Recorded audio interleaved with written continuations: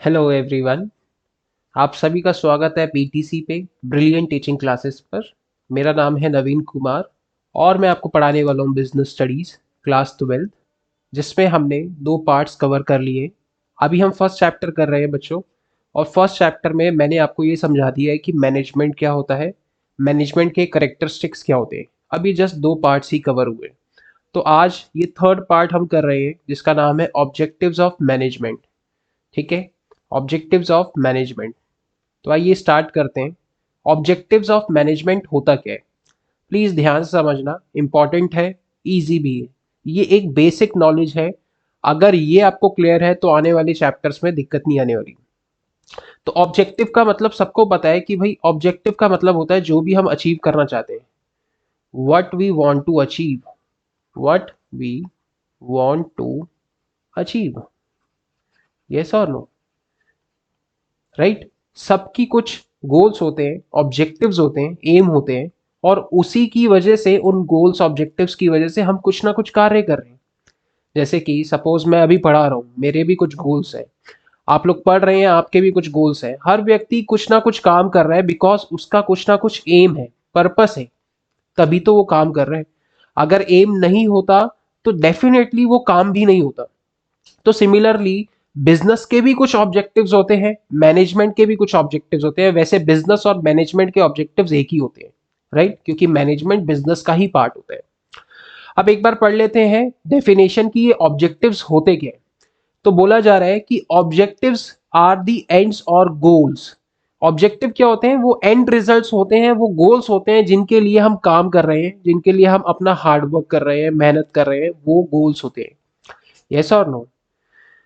Objectives are the ends or goals towards which the activities of a business are directed. उन activities को achieve करने के लिए ही business की सारी एक्टिविटीज को हम लगा देते हैं उसी डायरेक्शन में। ठीक है, तो उसको बोलते हैं हम ऑब्जेक्टिव्स। अब क्या सेकंड पॉइंट में बोला जा रहा है, management has to achieve all its objective in an effective and efficient manner. ये बड़ी इंपॉर्टेंट चीज है। मैंने आपको बताया था इफेक्टिव का मतलब बच्चों होता है कि मिनिमम, मिनिमम किस में, मिनिमम टाइम में, कम से कम समय में, क्योंकि बिजनेस में समय का बहुत इंपॉर्टेंट रोल है। और एफिशिएंट मतलब कि मिनिमम कॉस्ट में, मिनिमम कॉस्ट, ये सर नो। और ये दोनों ही पैरेलल हैं। अगर हम एक को अचीव करना चाहते हैं तो दूसरा मिस होगा। इसको मैंने एक एग्जांपल से बताया था, हेड एंड टेल। जब हम एक कॉइन को टॉस करते हैं तो या तो हमें हेड मिलता है या तो हमें टेल मिलता है, यस और नो। हम दोनों एक चीज को, दोनों हेड और टेल को एक साथ नहीं ला सकते, दैट इज इम्पॉसिबल। तो मैनेजमेंट को गोल्स तो अचीव करने हैं बट वो समय पे अचीव कर रहे हैं, और उसमें हमारा जो पैसा है वो कम से कम लगना चाहिए, तभी तो हमें कुछ फायदा होगा। कम से कम समय में करेंगे तभी हम ज्यादा ऑर्डर्स ले पाएंगे, ज्यादा लोग बागों की नीड्स को फुलफिल कर पाएंगे। और एफिशिएंट होगा तभी तो हमें कुछ प्रॉफिट बचेगा। यस और नो, क्लियर हुआ ये पॉइंट। सिर्फ ऑब्जेक्टिव्स अचीव करने नहीं है, उसको एक इफेक्टिव और एफिशिएंट तरीके से हमें अचीव करना है। तो ये बड़ा इंपॉर्टेंट है। पहले तो हमने ये समझा गोल्स होते क्या है, ऑब्जेक्टिव्स क्या होते हैं, जो भी हम अचीव करना चाहते हैं उनको कैसे अचीव करना है, इफेक्टिव और एफिशिएंट तरीके से अचीव करना है, सेकंड पॉइंट।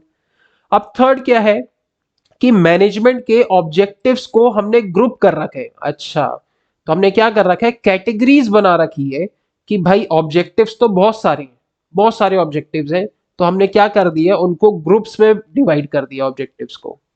यस, क्योंकि जब हम कोई चीज को डिवाइड कर देते हैं तो वो इजी हो जाता है अचीव कर पाना। यस और नो। आगे बढ़ते हैं, अब देखते हैं कि ये ऑब्जेक्टिव्स है क्या, ये कौन से ग्रुप्स हैं, कौन से मेजर ऑब्जेक्टिव्स हैं बिजनेस के। तो आइए, तो ये आपको दिख रहा होगा। तो मैनेजमेंट के ऑब्जेक्टिव्स हैं सर्वाइवल, प्रॉफिट एंड ग्रोथ। वैसे मैनेजमेंट के, ये पीपीटी में थोड़ी सी कमी रह गई है। वैसे मैनेजमेंट के तीन ऑब्जेक्टिव्स हैं, इकोनॉमिक ऑब्जेक्टिव्स, इसको हम ऑर्गेनाइजेशनल ऑब्जेक्टिव्स भी बोलते हैं। यस, और उसी के अंडर ये आता है survival, profit, survival, profit and growth. ये सर्वाइवल है, ये प्रॉफिट है और ये ग्रोथ है। ये तीनों के तीनों आते हैं किसके अंडर, इकोनॉमिक ऑब्जेक्टिव के अंदर। ठीक, जो हमारा मैनेजमेंट है उसके तीन ऑब्जेक्टिव्स हैं। पहला है ऑर्गेनाइजेशनल या इकोनॉमिक ऑब्जेक्टिव, दूसरा है पर्सनल ऑब्जेक्टिव। एक सेकेंड में दूसरा ये यूज कर लो इंक, वेट।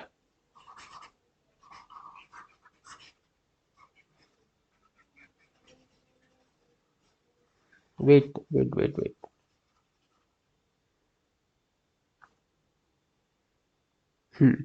तो फर्स्ट वन कौन सा था? इकोनॉमिक ऑब्जेक्टिव, या फिर इसको हम बोलते हैं ऑर्गेनाइजेशनल ऑब्जेक्टिव। ओके, और इसी के अंडर ये तीनों आते हैं। सर्वाइवल, दूसरा आता है प्रॉफिट, और तीसरा आता है ग्रोथ। देन दूसरा ग्रुप है जिसको हम बोलते हैं पर्सनल ऑब्जेक्टिव्स। ठीक है, या इंडिविजुअल ऑब्जेक्टिव्स भी इनको बोला जाता है। एंड थर्ड वाला जो है वो है सोशल ऑब्जेक्टिव, राइट, सोसाइटी से रिलेटेड। तो बेसिकली मैनेजमेंट के जो जो भी हमारे ऑब्जेक्टिव्स हैं हमने उसको थ्री पार्ट्स में डिवाइड कर रखा है, और वो तीन पार्ट्स हैं economic objective, personal objectives and social objectives. Clear हो रहा है ये पॉइंट? अब इनको डिटेल में हमने पढ़ना है कि ऑर्गेनाइजेशनल ऑब्जेक्टिव्स क्या होते हैं, पर्सनल ऑब्जेक्टिव्स क्या होते हैं, और सोशल ऑब्जेक्टिव्स क्या होते हैं। अब ये जो आप स्लाइड देख रहे हैं जिसमें ये लिखा हुआ है सर्वाइवल, प्रॉफिट एंड ग्रोथ, ये बेसिकली सबसे मेन ऑब्जेक्टिव है मैनेजमेंट का, सबसे मेन ऑब्जेक्टिव है, और इसी के ऊपर पूरा बिजनेस डिपेंडेंट है।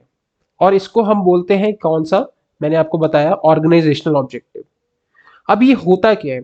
ऑर्गेनाइजेशन का मतलब कोई भी फर्म, कोई भी कंपनी, ठीक है, जहां पे बहुत सारे लोग किसी एक पर्पस के लिए आ रहे हो और वहां पे काम कर रहे हो, कुछ इकोनॉमिक एक्टिविटी कर रहे हो।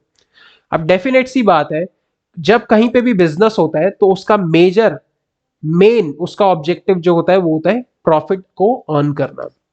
यस और नो? ये सबको क्लियर है? Money is the sole objective, ये कहना गलत होगा। मनी सोल ऑब्जेक्टिव नहीं हो सकता। हाँ, मनी जो है सबसे मेन ऑब्जेक्टिव है, बट सोल ऑब्जेक्टिव नहीं है। सोल मतलब कि एक ही काम नहीं होता, बिजनेस को सिर्फ पैसे कमाने पे ध्यान नहीं देना होता, उनको अपने एम्प्लॉयज को भी सेटिस्फाई करना होता है। जो भी वर्कर्स उनकी कंपनी में काम कर रहे हैं उनकी भी नीड्स को फुलफिल करना है, तो ये भी एक ऑब्जेक्टिव है। प्लस सोसाइटी को भी हेल्प करनी है, ये भी एक ऑब्जेक्टिव है। बट हाँ, हम ये कह सकते हैं कि जितने भी बाकी ऑब्जेक्टिव्स हैं वो सेकेंडरी है। प्राइमरी ऑब्जेक्टिव कौन सा है? हमारा ऑर्गेनाइजेशनल ऑब्जेक्टिव। और ये स्टार्ट होता है सर्वाइवल से। अब आप खुद बताओ, अगर कोई एक नई कंपनी है तो वो सर्वाइवल के लेवल से स्टार्ट करती है। सर्वाइवल मतलब कि वो वाली स्थिति जिसमें जब एक बिजनेस स्टार्ट होता है और वहां पे बिजनेस को जितना उसने कॉस्ट लगाई है उतना ही रेवेन्यू आ रहा है। क्लियर हो रहा है ये पॉइंट? जितना मैंने पैसा लगाया है उतना ही पैसा मेरे को इन रिटर्न आया है, उसको मैं बोलता हूं सर्वाइवल। उसको बोला जाता है survival. No profit no gain वाली कंडीशन है। और स्टार्टिंग में ऐसा होता ही है बिजनेस के साथ। जब हम नया नया बिजनेस स्टार्ट करते हैं तो ऐसा नहीं है कि सडनली हमें प्रॉफिट आना स्टार्ट हो जाए या फिर ग्रोथ हो जाए एकदम से, नो। तो उस कंडीशन में क्या होता है, कुछ समय तक हमें, जब तक हमारी एक अच्छी गुडविल नहीं हो जाती मार्केट में, तो हमें नो प्रॉफिट नो लॉस वाली कंडीशन में सरवाइव करना पड़ता है। और जो भी बिजनेसमैन इस कंडीशन को फुलफिल कर लेता है, इसको झेल लेता है, तो वो प्रॉफिट के लेवल पे आ जाता है। अब प्रॉफिट का वो वाला लेवल होता है, एक सेकेंड, प्रॉफिट मींस जहां पे बिजनेस ने कॉस्ट लगाई है कम और उसको रेवेन्यू आ रहा है ज्यादा, तो वो लेवल जो होता है हमारा कौन सा होता है? प्रॉफिट होता है। मतलब अब हमारा पैसा कम लगा है और अब मुझे कुछ एक्स्ट्रा मनी आ रही है अपने बिजनेस से, तो मैं उसको क्या बोलूंगा? प्रॉफिट बोलूंगा। इसका मतलब अब मेरा जो बिजनेस है बढ़ रहा है, मुझे प्रॉफिट आ रहा है, मुझे मुनाफा हो रहा है। तो डेफिनेट सी बात है, जब मुझे मुनाफा होगा तो मैं अपने बिजनेस को क्या करूंगा? ग्रो करूंगा। तो सिंपल सा सीरीज है और ऐसे ही होता है। पहले कोई भी नया बिजनेस आता है तो वो पहले सर्वाइवल करता है, फिर उसके बाद प्रॉफिट होता है, एंड देन लास्ट में वो जो कंपनी है वो ग्रो करना स्टार्ट कर देती है। ग्रो का मतलब ये होता है कि उसकी नई नई ब्रांचेस खुल जाती हैं, उसके नए नए प्रोडक्ट्स आ जाते हैं, उसके एम्प्लॉयज बढ़ जाते हैं, उसकी सर्विसेज बढ़ जाती है, उसका रेवेन्यू बढ़ जाता है। ये सब क्या कहलाता है? ये कहलाता है ग्रोथ। क्लियर हो रहा है? तो पहला ऑब्जेक्टिव हमने पढ़ा जो कि है ऑर्गेनाइजेशनल ऑब्जेक्टिव। बट याद रखिएगा क्वेश्चन आता है कि क्या ऑर्गेनाइजेशनल ऑब्जेक्टिव ही सोल ऑब्जेक्टिव है? सोल का मतलब क्या एक ही ऑब्जेक्टिव है ऑर्गेनाइजेशनल ऑब्जेक्टिव मैनेजमेंट का? तो आंसर है नो, बिकॉज ये मेन ऑब्जेक्टिव है, प्राइमरी ऑब्जेक्टिव है, बट सोल नहीं है। सोल का मतलब ये अकेला ऑब्जेक्टिव नहीं है, इसके अलावा भी और दो ऑब्जेक्टिव्स है जो अभी हम पढ़ने वाले हैं, वो है पर्सनल और सोशल ऑब्जेक्टिव्स। बट हाँ, ये कह सकते हैं ये प्राइमरी ऑब्जेक्टिव है, बाकी दोनों ऑब्जेक्टिव्स क्या है इसके ऊपर डिपेंडेंट है। क्लियर हो रहा है बच्चों? राइट, आगे बढ़ते हैं। यस, तो ये आ ही गया ऑर्गेनाइजेशनल ऑब्जेक्टिव। तो ऑर्गेनाइजेशनल ऑब्जेक्टिव कहां से स्टार्ट होता है? हमारा सर्वाइवल से। अब आप देख सकते हैं survival. Yes, survival means the basic objective of any organisation is survival. मतलब बेसिक होता है, सबसे स्टार्टिंग पॉइंट होता है कि हमें भाई बिजनेस में सर्वाइव करना है, और इसको करने के लिए बिजनेस को क्या करना पड़ेगा? उतने रेवेन्यूज, उतना पैसा अर्न करना पड़ेगा जितना उसने पैसा लगाया है। मतलब कि जो कॉस्ट होनी चाहिए, जो उसने कॉस्ट लगाई है, वो किसके बराबर होनी चाहिए? रेवेन्यू। रेवेन्यू मतलब जो उसको पैसा आ रहा है। क्लियर हो रहा है ये पॉइंट? अब जब वो सर्वाइवल का लेवल क्रॉस कर लेगा तो नेचुरल सी बात है, profit. Profit means extra income, ज्यादा पैसा आ रहा है अब। तो उसको देखते हैं। Profit is the profit is essential to meet the cost of business and also cover the business risk. Right? अब ऐसा नहीं हो सकता पॉसिबल कि हमेशा एक बिजनेस सर्वाइवल मोड में ही चलता रहे। ऐसा पॉसिबल नहीं है। अगर ऐसा ही हो रहा है कि एक बिजनेस को प्रॉफिट आ ही नहीं रहा है, तो नेचुरल सी बात है थोड़े समय बाद वो बिजनेस बंद होने वाला है। तो उसको दूसरे लेवल पे आना ही पड़ेगा जो कि है profit.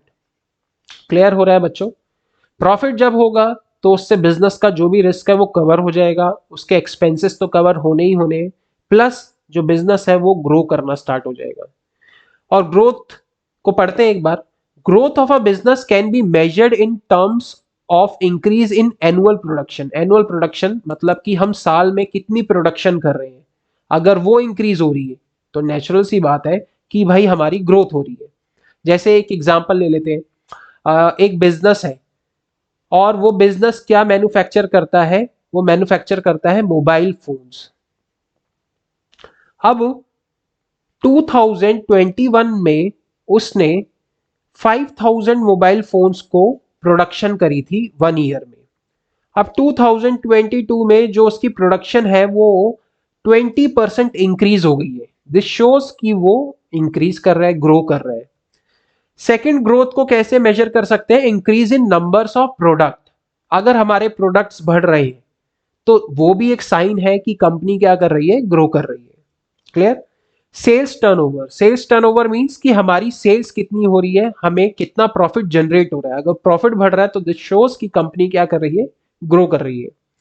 Number of employees. Natural सी बात है, एक कंपनी एम्प्लॉयज को तभी रख पाती है जब उसके पास पैसे हो देने के लिए। अगर कंपनी ज्यादा एम्प्लॉयज को रख रही है, इसका मतलब वो पैसे भी ज्यादा ही कमा रही होगी। राइट और रॉन्ग? सिंपल सा लॉजिक है। उसका कैपिटल जब इंक्रीज हो रहा है, इन्वेस्टमेंट, शेयर मार्केट, जब ये सारी चीजें इंक्रीज हो रही है तो हम कह सकते हैं कि वो कंपनी ग्रोथ के लेवल पे है। तो ये था हमारा ऑर्गेनाइजेशनल ऑब्जेक्टिव जो कि कंपनी का प्राइमरी ऑब्जेक्टिव है। प्राइमरी मैं इसीलिए कह रहा हूं क्योंकि इसको अचीव किए बिना दूसरे ऑब्जेक्टिव्स पॉसिबल ही नहीं है। अगर एक कंपनी को सोसाइटी के लिए कुछ करना है तो डेफिनेट सी बात है उसके लिए उसको मनी की रिक्वायरमेंट पड़ेगी। अगर एक कंपनी को अपने एम्प्लॉयज को अच्छी सैलरी देनी है, अच्छी फैसिलिटीज देनी है, तो उसके लिए भी उसको मनी की रिक्वायरमेंट पड़ेगी। तो सबसे पहले ये कंडीशन फुलफिल करनी पड़ेगी कि हमें ऑर्गेनाइजेशनल ऑब्जेक्टिव्स फुलफिल करने पड़ेंगे, तभी हम बाकी ऑब्जेक्टिव्स को फुलफिल कर सकते हैं। बाकी दोनों ऑब्जेक्टिव्स इस वाले ऑब्जेक्टिव पे क्या है? डिपेंडेंट है बच्चों। क्लियर हो रहा है यहां तक? तो ये था हमारा पहला ऑब्जेक्टिव। आगे बढ़ते हैं। अब आता है सोशल ऑब्जेक्टिव। अब ध्यान देना, सोशल ऑब्जेक्टिव इसको रीड करते हैं। Social objective of a management involves consistently creating benefits or economic value for various constituent of society। अब ध्यान से देखना भाई, सिंपल सी डेफिनेशन है और सिंपल है एकदम, इसमें कोई ज्यादा डिफिकल्ट वाली चीज नहीं है। अब ये कह रहे हैं कि सोसाइटी में एक बिजनेसमैन रहता है। यस, हम अपना बिजनेस सोसाइटी में ही कर रहे हैं, इस अर्थ पे कर रहे हैं, और जो भी रिसोर्सेज हम इस्तेमाल कर रहे हैं वो अर्थ से ही आ रहे हैं। यस, तो बिजनेस की एक रिस्पॉन्सिबिलिटी है सोसाइटी के लिए, जो कि ज्यादातर वैसे देखा जाए प्रैक्टिकली ज्यादातर बिजनेसमैन इस पे ध्यान देते ही नहीं है। वो सिर्फ अपने प्रॉफिट पे ध्यान देते हैं कि हमें प्रॉफिट हो जाए। सोसाइटी फिर चाहे डिग्रेड होती रहे, सोसाइटी में तरह तरह की प्रॉब्लम्स होती रहे, उनसे उनका कोई लेना देना नहीं होता, क्योंकि वो बहुत सेल्फिश होते हैं। बट बुक हमें यही पढ़ा रही है कि सोशल ऑब्जेक्टिव भी एक अलग से ऑब्जेक्टिव है, इस पे भी ध्यान देना पड़ेगा भाई, अदरवाइज बिजनेस ज्यादा समय तक नहीं चलने वाला। आज बड़ी बड़ी एमएनसीज जो है बहुत अवेयर हो रही हैं सोसाइटी को लेकर, नेचर को लेकर, क्योंकि उनको पता है कि हमारा जो बिजनेस है वो डिपेंडेंट है नेचर के ऊपर, क्योंकि अल्टीमेटली जो भी रिसोर्सेज आ रहे हैं वो नेचर से ही तो आ रहे हैं। तो अगर हम सिर्फ नेचर को एक्सप्लॉइट करते रहें, उसके लिए कुछ यूजफुल ना करें, तो नेचुरल सी बात है उससे हमारे बिजनेस पे बहुत बड़ा इफेक्ट पड़ने वाला है। अब आप खुद देख लो, कोविड में कोई बिजनेस नहीं चल रहा था, यस और नो। हमने सोसाइटी के साथ इतनी छेड़खानी करी कि एक साल तक सब कुछ बंद, तो कितने बिजनेस को शट डाउन हो गए थे हमने देखा। तो इसलिए सोसाइटी बहुत इंपॉर्टेंट है भाई। सोसाइटी के लिए भी हमें कुछ कार्य करने पड़ेंगे। कैसे कार्य? कंजर्वेशन ऑफ नेचुरल रिसोर्सेज, ये बहुत प्रोमिनेंट चीज है। जब भी हम बिजनेस करते हैं या कोई काम करते हैं, तो हम ये सोचते हैं कि वेस्टेज के बारे में ध्यान नहीं देते। हम दबा के वेस्टेज करते हैं। हम देखते हैं कि ये तो हमने खरीद लिया, अब ये सामान तो मेरा हो गया, मैं इसको जैसे मर्जी इस्तेमाल करूं। नहीं भाई नहीं, ऐसा नहीं होता। हमें भले ही हमने वो पैसे देकर खरीद लिया, बट स्टिल वो वेस्ट तो हो रहा है, यस और नो। हम उसको ऑप्टिमम यूटिलाइजेशन कर सकते हैं, बट फिर भी हम उसको वेस्टेज करते हैं। तो हमें कंजर्वेशन करनी चाहिए नेचुरल रिसोर्सेज की। ट्रीज हमें वुड प्रोवाइड कर रहे हैं, बट स्टिल हम उनको यूं ही काट देते हैं ट्रीज को। Second, using eco friendly methods of production. Yes, ये बड़ा इंपॉर्टेंट है। आजकल टेक्नोलॉजी के हेल्प से बहुत नए नए मेथड्स तो आ गए हैं, बट उनके बहुत हार्मफुल इफेक्ट्स भी हैं सोसाइटी पे।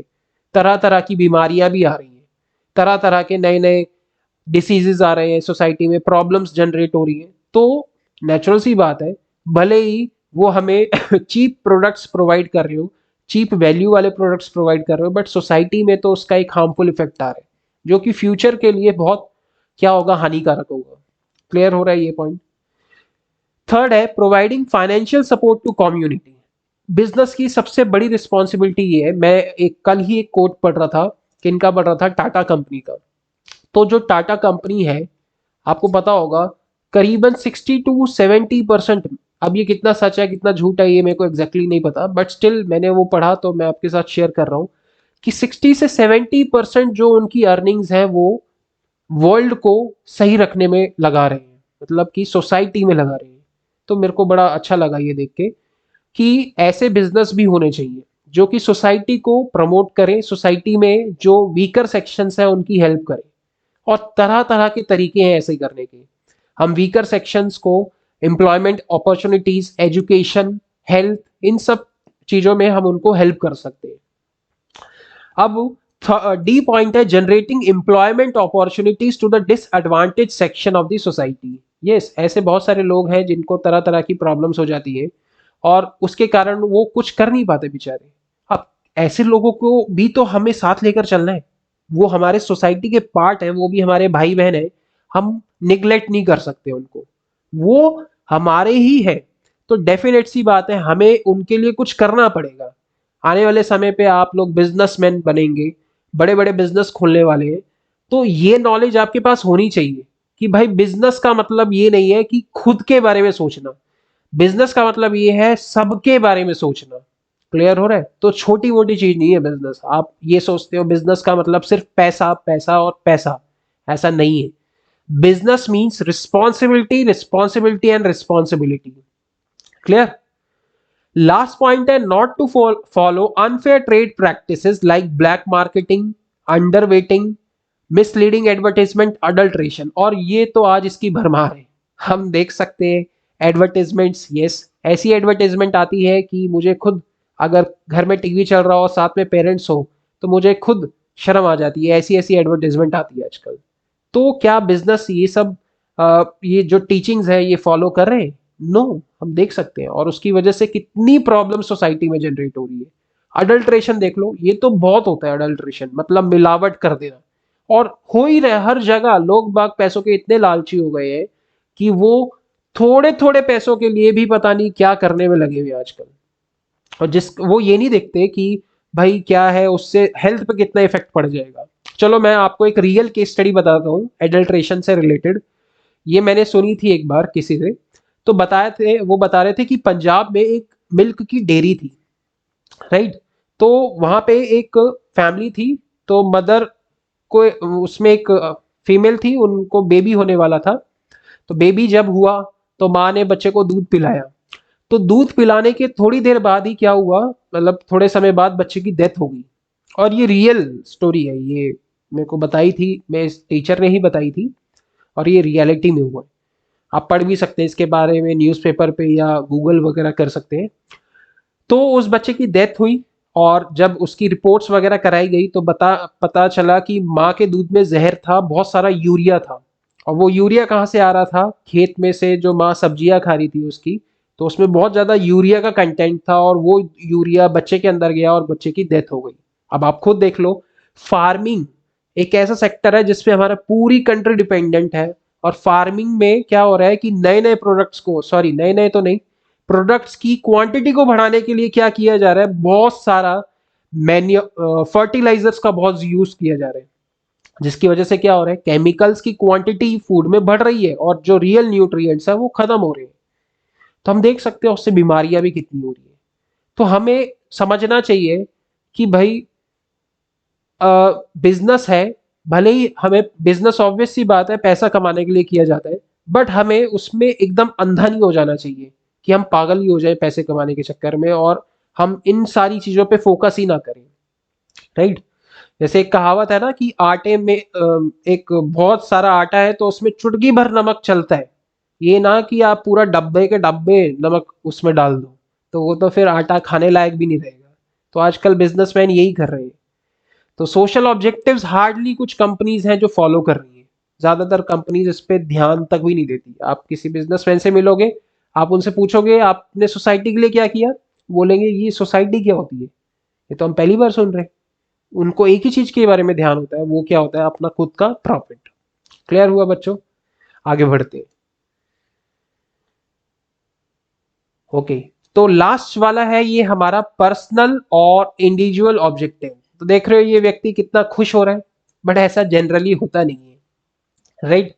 कॉरपोरेट वर्ल्ड में एक कहावत कहावत है कि ड्रेस्ड, मेरे को अभी प्रॉपरली याद नहीं आ रही है, मैं आपसे शेयर करूंगा। प्रॉपरली अभी मेरे को पता नहीं चल रहा, बट बहुत अच्छी कहावत है, उसको बाद में डिस्कस करते हैं। अभी आते हैं इसमें। तो देखो ये व्यक्ति जो है कितना खुश लग रहा है। क्यों खुश लग रहा है? क्यों? क्योंकि इसके बॉस ने इसको बहुत अच्छी सैलरी दी है, राइट। बट जनरली हम देखते हैं ज्यादातर लोग, आप किसी भी जॉब वाले व्यक्ति से पूछो, सबके सब लोग बोलेंगे हमारे बॉस को, वो गालियां ही दे रहे होते हैं बॉस को, कि हमारा बॉस ऐसा है वैसा है, ये नहीं हुआ कंपनी में, वो उनके पास तकलीफें ही होती हैं। तो एक बार इसको पढ़ते हैं डिटेल में होता क्या है, ध्यान से देखना। पर्सनल और इंडिविजुअल ऑब्जेक्टिव्स। अब देखो भाई, हमारी कंपनी में कुछ लोग बाग काम कर रहे हैं, कुछ वर्कर्स काम कर रहे हैं। अब नेचुरल सी बात है, वर्कर्स की भी तो कुछ उम्मीदें हैं, कुछ गोल्स हैं जो वो अपने लाइफ में करना चाहते हैं, और वो गोल्स को वो पैसों की हेल्प से अचीव करेंगे, तभी तो हमारी कंपनी में काम कर रहे हैं। तो डेफिनेट सी बात है, ये एक एग्रीमेंट है। वर्कर्स हमारे लिए काम कर रहे हैं बिजनेस के लिए, तो बिजनेस को भी वर्कर्स के लिए कुछ करना पड़ेगा, तभी ये रिलेशन अच्छा चलेगा। ये वन साइडेड रिलेशन नहीं है कि वर्कर्स हार्डवर्क पुट करते रहे और बिजनेस उनके लिए कुछ भी ना सोचे। नहीं, ऐसे बिजनेस नहीं चलता। दोनों तरफ से इक्वालिटी होनी चाहिए, दोनों तरफ से बराबर हार्डवर्क होना चाहिए। कुछ केसेस में ऐसा भी होता है कि वर्कर्स सही से काम नहीं करते और बिजनेसमैन का एटीट्यूड बहुत अच्छा होता है, तो वो भी गलत है। तो दोनों को एक दूसरे की नीड्स को समझना पड़ेगा, उनको फुलफिल करना पड़ेगा अगर वो फ्यूचर में लॉन्ग रन में काम करना चाहते हैं। क्लियर? बिजनेस की क्या नीड है? बिजनेस अपने वर्कर से एक ही चीज चाहते हैं कि भाई सीरियस हो जा और सीरियस होके तू काम कर ले। ठीक, यही है बस, इससे ज्यादा कुछ नहीं चाहता एक बिजनेसमैन। एक बिजनेसमैन ये भी नहीं चाहता कि भाई तू बहुत ही परफेक्ट हो जा, भले ही तू टाइम ले ले बट सीरियसली तू काम पे ध्यान दे। ये एक बिजनेसमैन की नीड है, बस यही नीड है कि भाई अटेंटिव हो जा। बस इतना सोच ले कि तेरे को इस बिजनेस के लिए कुछ करना है। बिजनेसमैन खुश हो जाएगा इतने में, अगर एक अच्छा बिजनेसमैन होगा। एंड इन रिटर्न वर्कर्स को भी यही एटीट्यूड रखना चाहिए। ठीक है, बिजनेस की तो ये डिमांड है, वर्कर्स की भी ये डिमांड होनी। वर्कर्स की क्या डिमांड होगी? वर्कर्स की ये डिमांड होती है, ठीक है सर हम मेहनत करेंगे बट हमें भी हमारी सैलरी इतनी मिलनी चाहिए, समय पे मिलनी चाहिए, इतने घंटे का काम होना चाहिए, ये रिस्पेक्ट मिलनी चाहिए, ये फैसिलिटीज मिलनी चाहिए। तो ये भी वर्कर्स की भी ये डिमांड होती है। तो दोनों को एक दूसरे के साथ ऐसे बॉन्ड बना के चलना पड़ता है। आजकल कहीं पे भी कंपनी में ज्वाइनिंग्स होती है तो एग्रीमेंट होता है पूरा, उसमें सारी टर्म्स एंड कंडीशन लिखी जाती है जिससे कि आगे जाके कोई डिस्प्यूट ना हो जाए। क्लियर हो रहा है ये पॉइंट? और अगर दोनों एक दूसरे की नीड्स को फुलफिल करेंगे तभी कंपनी बहुत अच्छे से वर्क कर पाएगी, अदरवाइज काम नहीं कर पाएगी। तो पढ़ते हैं इसको एक बार। Financial needs by giving competitive salary and perks. तो हम लोग बागों की नीड्स को कैसे फुलफिल कर सकते हैं? उनकी फाइनेंशियल नीड्स। देखो भाई, एक वर्कर की सबसे बड़ी नीड यही होती है, मनी। उसको मनी की शॉर्टेज होती है, हमें उस शॉर्टेज को पूरा करना है। कैसे पूरा करना है? उनको अच्छी सैलरीज देकर। ये नहीं कि हमने उनसे काम बहुत, वर्क हमने ले लिया है बहुत ज्यादा और उसको सैलरी हम दे रहे हैं बहुत ही लो, तो वर्कर सेटिस्फाई नहीं होगा। सिंपल सी बात है। यस और क्लियर? सेकंड है social needs such as peer recognition. अब ये सोशल नीड्स भी है। अब सिर्फ फाइनेंशियल नीड्स से काम नहीं चलेगा कि हमने सिर्फ पैसे दे दिए अब तो हमारा काम पूरा।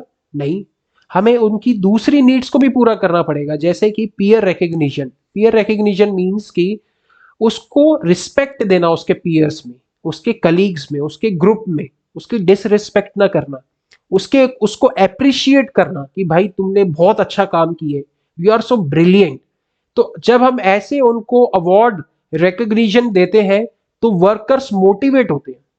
जैसे कि मैं आपको पढ़ा रहा हूं, अगर आप में से कोई बच्चा बोले सर मेरे को बहुत अच्छा लग रहा है पढ़ने में आपसे, तो नेचुरल सी बात है ये मेरे को भी मोटिवेट करेगा। आपके कमेंट्स और आपके जो भी रिव्यूज होंगे वो मेरे को मोटिवेट करेंगे कि हाँ यार एटलीस्ट एक दो बच्चों को तो समझ में आ रहा है। क्लियर हो रहा है ये पॉइंट? थर्ड है higher level needs such as growth and development. Higher level needs क्या होती है? अब एक वर्कर है, वो हमेशा एक पोस्ट पे काम नहीं कर सकता, ठीक है, या एक रोल पे काम नहीं कर सकता, उसको हमेशा कुछ ना कुछ हायर चाहिए। अब उसको सैलरी भी अच्छी मिल रही है, उसको बहुत अप्रिसिएशन भी मिलता है, बट इसी से काम नहीं चलने वाला। उसको और डेवलपमेंट चाहिए और सीखने को मिलना चाहिए उसको वहां पे, तभी वो काम करता रहेगा। देखो, एम्प्लॉयज जनरली क्यों छोड़ते हैं? दो रीजन होते हैं ज्यादातर। एक रीजन तो ये होता है कि या तो उनको सैलरी अच्छी ना मिल रही हो, यस और नो, सैलरी अच्छी ना हो, वहां का इन्वायरमेंट अच्छा ना हो, वहां के एम्प्लॉयज अच्छे ना हो, ठीक है, ये सब एक्सटर्नल हो गया कि भाई सैलरी अच्छी नहीं है, वहां के एम्प्लॉयज अच्छे नहीं है, बॉस अच्छे नहीं है। ये एक रीजन हो गई। एक सबसे बड़ा रीजन जो मुझे लगता है अच्छे एम्प्लॉयज क्यों लीव करते हैं कंपनीज को, वो इसलिए क्योंकि वहां पे वो लर्निंग्स अपॉर्चुनिटीज उनको नहीं मिल पाती। ठीक, जब एक एम्प्लॉय नया नया जाता है कंपनी में तो उसको बहुत कुछ सीखने को मिलता है, उसको नए नए चीजें हर दिन सीखने को मिलते हैं, बट जब वो वहां पे काम कर लेता है 10-12 साल, पूरा एक्सपर्ट हो जाता है और उसको पूरा A to Z बिजनेस समझ में आ जाता है, तो वो यही सोचता है यार तो नॉर्मल है सारी चीज, उसके बाएं हाथ का खेल है सब कुछ। तो अगर उसमें लर्निंग की भूख होगी तो वो फिर वहां काम नहीं कर पाएगा, उसको लर्निंग के लिए कहीं और जाना पड़ेगा। तो इसलिए बिजनेस को क्या करना चाहिए? ऐसे एम्प्लॉयज को आगे और सिखाना चाहिए, उनको हायर पोस्ट देनी चाहिए, जिससे कि उनकी वो वाली नीड भी क्या हो, पूरी हो। तो देखो भाई, सबकी नीड्स अलग अलग लेवल की हो सकती है। किसी को पैसों की जरूरत है, किसी को रिस्पेक्ट की जरूरत है, किसी को हायर लेवल की नीड्स की जरूरत है। तो एक मैनेजर को बड़ा डिलीजेंट होना पड़ेगा कि भाई कौन सा वर्कर कौन सी नीड पे है। अगर किसी को पैसे की नीड है और हम उसको सिर्फ रिस्पेक्ट दे रहे तो पॉसिबल नहीं है। जैसे कि आपकी मम्मी आपसे आपने बोला मम्मी खाना दे दो, ठीक, आपको भूख लग रही है और आपकी मम्मी आपको बोल रही है बेटा तू तो बहुत अच्छा है पढ़ाई करने में, आपकी खूब रिस्पेक्ट कर रही है, तो उससे आपका पेट नहीं भरेगा, आपको खाना चाहिए। और वहीं पे एक व्यक्ति जिसने खाना खा लिया है, हम उसको सामने बार बार खाना लेके जा रहे हैं, वो इरिटेट हो जाएगा, यार क्या है, कुछ और लेकर आओ अब। यस और नो, ये ह्यूमन नेचर है। जब हमारी एक नीड सेटिस्फाई हो जाती है तो हम दूसरी नीड पे आ जाते हैं। तो ऐसे ही मैनेजर को सबकी नीड्स पे ध्यान रखना पड़ेगा भाई, सिर्फ प्रॉफिट प्रॉफिट प्रॉफिट नहीं। लोग बागों को भी देखना है जो प्रॉफिट लेने में हेल्प कर रहे हैं, भाई ये इसको क्या चाहिए, इसको क्या चाहिए, इसको क्या चाहिए, इसको क्या चाहिए, सिर्फ चाहिए ही नहीं, ये भी ध्यान देना पड़ेगा ये लायक है कि नहीं, ये भी लायक है कि नहीं, ये लायक है कि नहीं। तो ये दो चीजें चेक करनी पड़ेगी, उसकी नीड क्या है और क्या वो एलिजिबल है इसके लिए, क्या सही समय आ गया देने का। तो ये सब मैनेजर के काम है। क्लियर हुआ ये पॉइंट? तो ये हमारा ऑब्जेक्टिव्स वाला सेशन खत्म होता है, जिसमें हमने 3 ऑब्जेक्टिव्स पढ़े। पहला था ऑर्गेनाइजेशनल ऑब्जेक्टिव्स, यस और नो बच्चों, ऑर्गेनाइजेशनल गोल्स। दूसरा था, हमने कौन सा पढ़ा था दूसरा, सोशल गोल्स।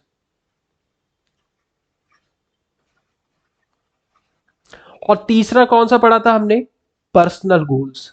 ये मेजर 3 ऑब्जेक्टिव्स हैं, 3 गोल्स हैं बिजनेस के, जो कि बिजनेस को अचीव करने चाहिए। बट ज्यादातर बिजनेस का ध्यान कहां पे होता है, ऑर्गेनाइजेशनल पे। और इसमें भी 3 होते हैं, वो कौन से हैं, सर्वाइवल वाला, दूसरा है प्रॉफिट वाला, और तीसरा है ग्रोथ वाला। ये 3 उसके सीरीज हैं, सर्वाइवल, प्रॉफिट और ग्रोथ। क्लियर हुआ? तो आज हम इसको यहीं पे एंड करते हैं, ये हमारा सेशन यहीं पे कंप्लीट होता है। तो आई होप आप सभी को समझ में आया होगा। Thank you very much.